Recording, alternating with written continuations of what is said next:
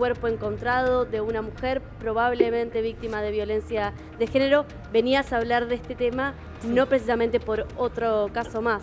¿Cuál es tu opinión al respecto? Bueno, digamos, este caso falta que se confirme, la justicia dictaminará si es el cuerpo de esta niña que están buscando. Sí venimos observando durante este mes de enero este terrible recrudecimiento de la violencia contra las mujeres y no nos parece que sea casual, ¿no? De la mano de que las mujeres venimos protagonizando grandes conquistas en materia de derechos y las jóvenes son parte de esas grandes movilizaciones, lo que viene habiendo es una ausencia muy grande por parte del Estado que debiera impartir políticas públicas para aplicar las leyes de protección de nuestros derechos vigentes, ¿no? Nosotras relevamos hasta el 21 de enero 18 femicidios en la Argentina. Esto arroja una cifra de un femicidio cada 28 horas.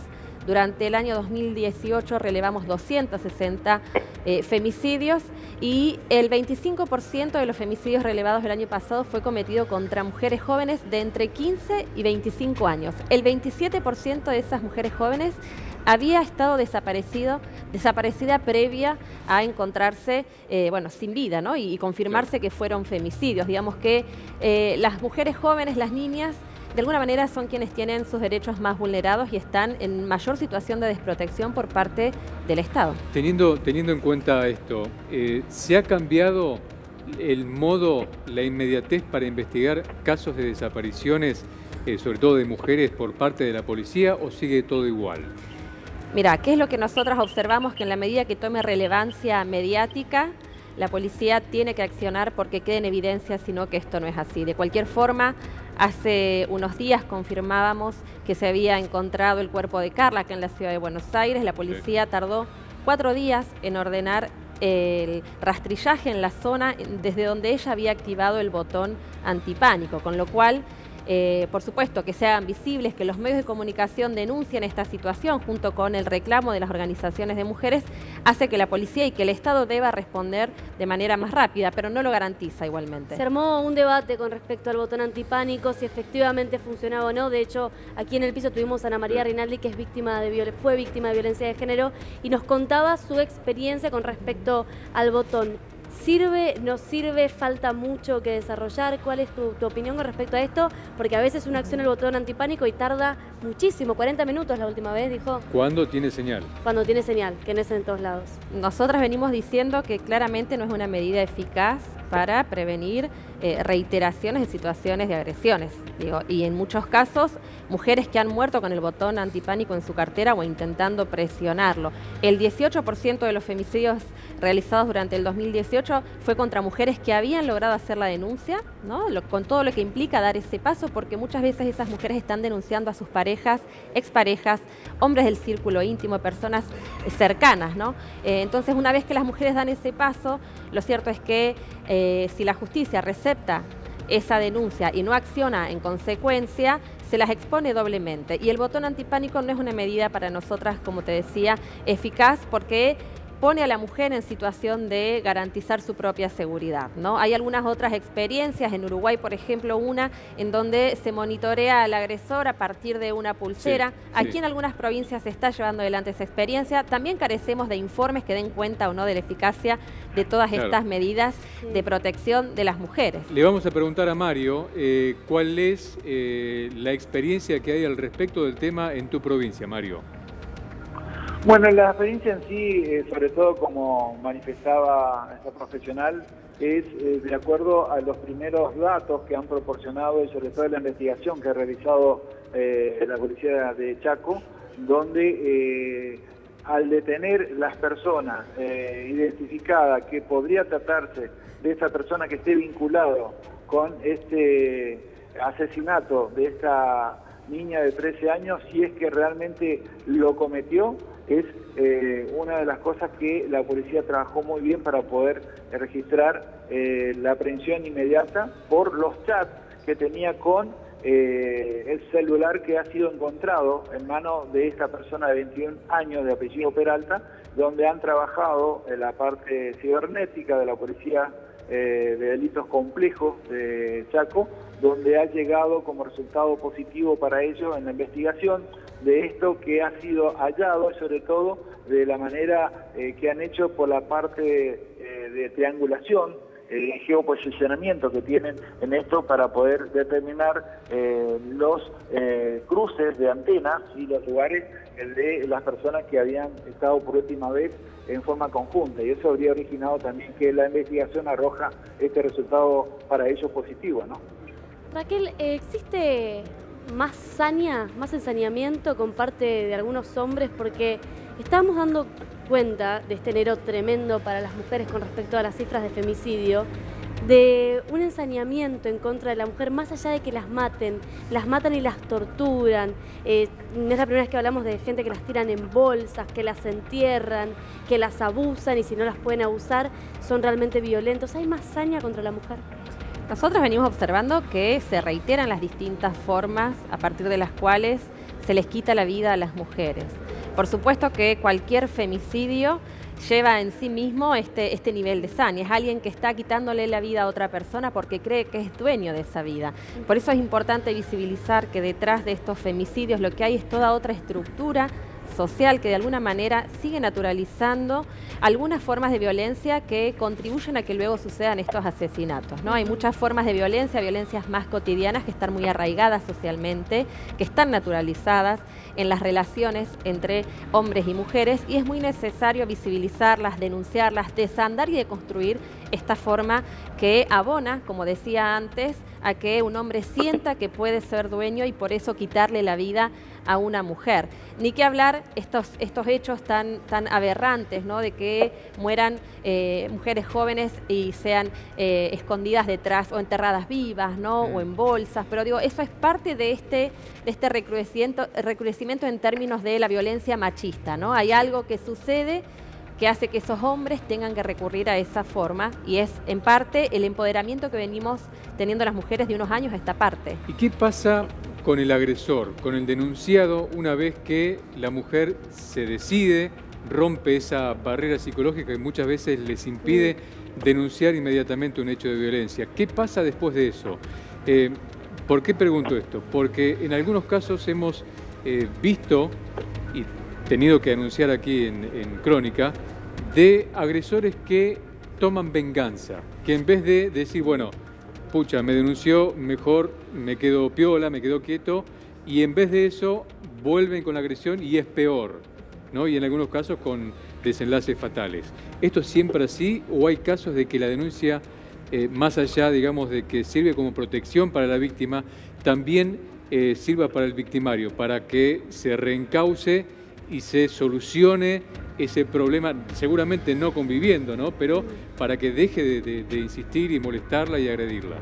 Existen ambas situaciones, pero por supuesto esto que vos remarcás es cierto. Una mujer cuando va a realizar una denuncia sabe que si esa denuncia no es contenida y abordada de manera integral, puede que haya un recrudecimiento de la violencia por parte del mismo agresor. Por eso es tan importante el resorte estatal y la intervención ante esas situaciones, ¿no? Después la justicia dirá si el delito y la denuncia es tan grave como para que haya una condena penal o no, pero lo cierto es que es muy importante esta reflexión también porque necesitamos que haya programas que hagan que los hombres puedan reeducarse para que no vuelvan a ejercer violencia contra las mujeres. ¿Y será ¿no? posible eso, reeducarse? Hay algunas experiencias. Ahora, es necesario que haya nuevas formas de pensar la masculinidad, ¿no? Cuando nosotras hablamos de que vivimos en una sociedad que es machista, que es desigual, hablamos de que eso perjudica principalmente a las mujeres, pero también los pone a los hombres muchas veces en situaciones de tener que dar respuestas que no pueden dar por X causa, ¿no? Estos contextos de empobrecimiento, de crisis económica que hace que muchos hombres pierdan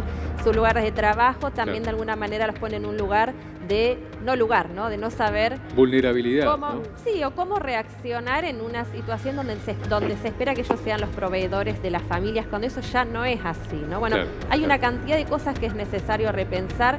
Por supuesto, denunciar que esta sociedad patriarcal y machista lo que hace es generar más muerte, más violencia, más discriminación contra las mujeres, y ese es el principal problema a resolver. Pero también los hombres tienen que repensar su masculinidad, reeducarse para construir relaciones más igualitarias. Raquel, llevas mucho tiempo militando por las causas, militando mismo por el aborto legal, seguro y gratuito para todas las mujeres. Yo te quiero preguntar, ¿qué sentís vos como mujer, como persona, más allá de las estadísticas, cuando vos ves esto, ¿no? Vos ves después de tantos años que costó, que la mujer ahora identifica lo que es el acoso, lo que es el abuso con acceso carnal, lo que no, que antes quizás estaba menos, de alguna manera, abordado por los medios y la sociedad en sí no se lo cuestionaba tanto. ¿Qué sentís cuando ves un cuerpo que a las 17:30 se va a saber de quién se trata? Un cuerpo de una mujer, de una chiquita de 13 años que podría llegar a ser esta chica desaparecida. ¿Qué sentís vos como mujer? Y bueno, mucha bronca, indignación, hartazgo. Estamos cansadas de contar muertas. Estos no son números, son personas, son historias de vidas truncadas. Son más de 275 pibes y pibas que quedaron huérfanas durante el año pasado.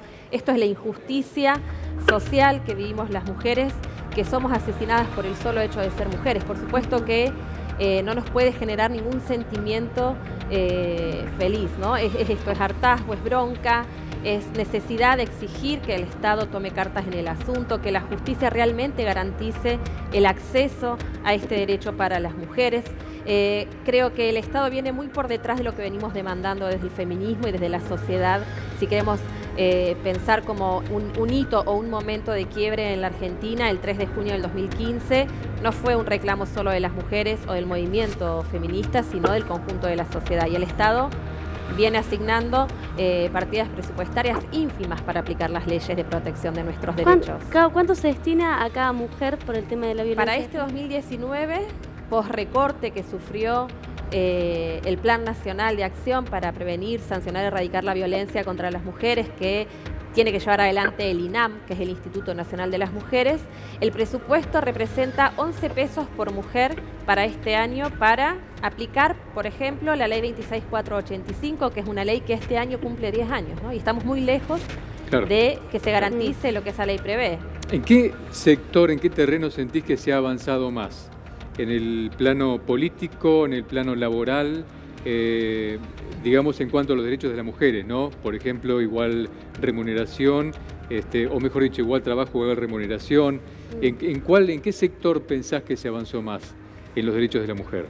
Yo creo que venimos de conquistas históricas, ¿no? O sea, Sí. podemos ver distintos avances en materia de derechos. Si queremos remontarnos hacia algunas décadas atrás, seguramente el voto femenino en el 47, que es una ley que se sancionó a partir del empuje de Eva Perón, pero Sí, de sí. las sufragistas y de las feministas que la antecedieron, ese fue un momento clave. Las mujeres empezamos a tener derechos civiles, podíamos votar y también luego pudimos ser electas. En la última década obtuvimos leyes muy importantes, como esta ley de prevención y de abordaje integral de la violencia contra las mujeres, que es la 26485. La ley de ESI, la ley de educación sexual integral, también es una ley sumamente importante. Lo que sucede es que son leyes que luego no se aplican, con lo cual no terminan de transformar la realidad de las mujeres, no terminan de garantizarse el acceso a los derechos que esas leyes prevén.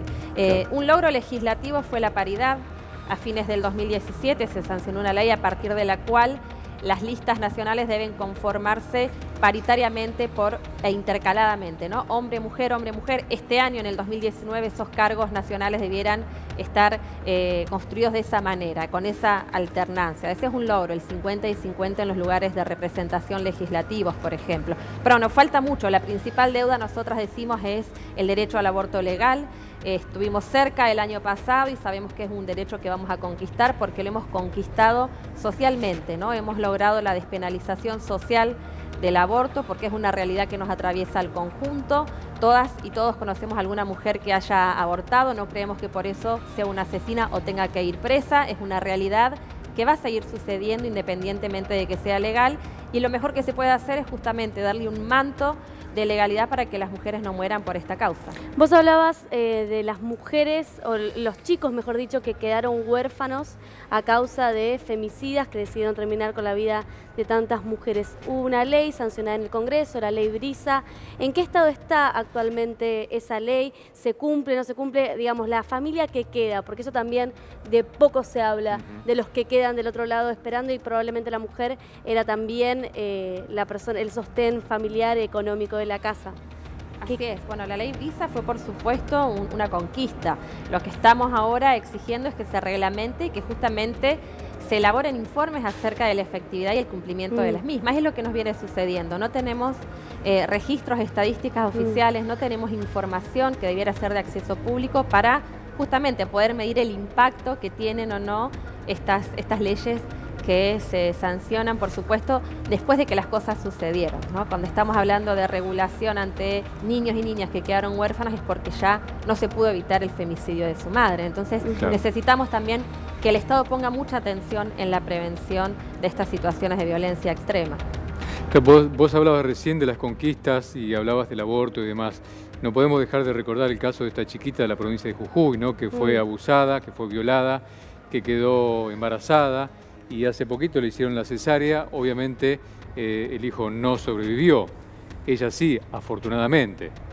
Bueno, es terrible, ahí estamos hablando de la vulneración y de la violencia institucional que se ejerce también a partir de las instituciones del Estado. Es una niña que nosotras decimos, como muchas otras en el país, invisible a los ojos de quien debieran velar y garantizar por sus derechos, ¿no? Nadie la vio, llegó con un embarazo ya en una situación avanzada, se la tuvo que someter a una cesárea. Estamos hablando de esto, de una niña de 12 años violada. 12 años.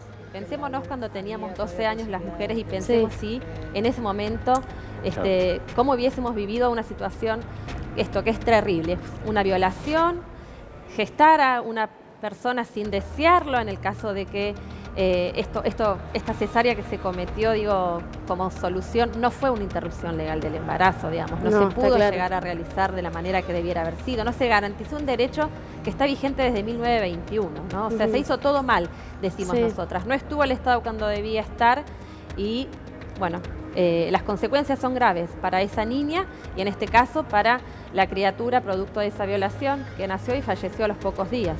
¿Cómo podemos ayudar a los hijos? ¿Cómo los podemos educar? Porque recién hablábamos con los periodistas de la desaparición de Angelina y ellos nos contaban que se habrían encontrado conversaciones entre un adulto de 21 años con una nena de 13. ¿Cómo hacemos para educar a los más chicos sin de alguna manera restringirlos o prohibirles que tengan el uso de redes sociales? Pero digo, porque por ahí también empieza la perversión de un adulto que se aprovecha de la inocencia de un niño, esta chiquita con un retraso madurativo. Bueno, nosotras creemos que es muy importante que las niñas, los niños no establezcan vínculos o relaciones con personas que no conozcan. Es muy importante que tengan la confianza para poder hablar en sus entornos familiares o en las instituciones escolares a las que acuden ante cualquier situación de alerta que puedan observar, ¿no? Es esto que vos decís, hay muchos que se disfrazan con perfiles falsos en las redes sociales, entonces es muy importante explicarles por qué las niñas y los niños comprenden, ¿no?, de que pueden estar expuestos a estas situaciones.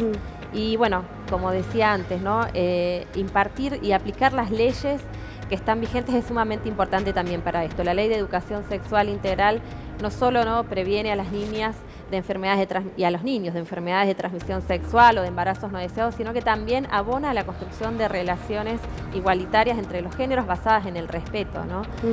Eso es fundamental, la educación, y es clave que el Estado accione en ese punto. Raquel Vivanco, te agradecemos muchísimo tu presencia y bueno, esperemos que de a poquito, si es más rápido mejor, ¿no?, pero la mentalidad vaya cambiando para que todos seamos iguales como corresponde, ¿no?, como debió ser siempre. Gracias a ustedes. Muchas gracias.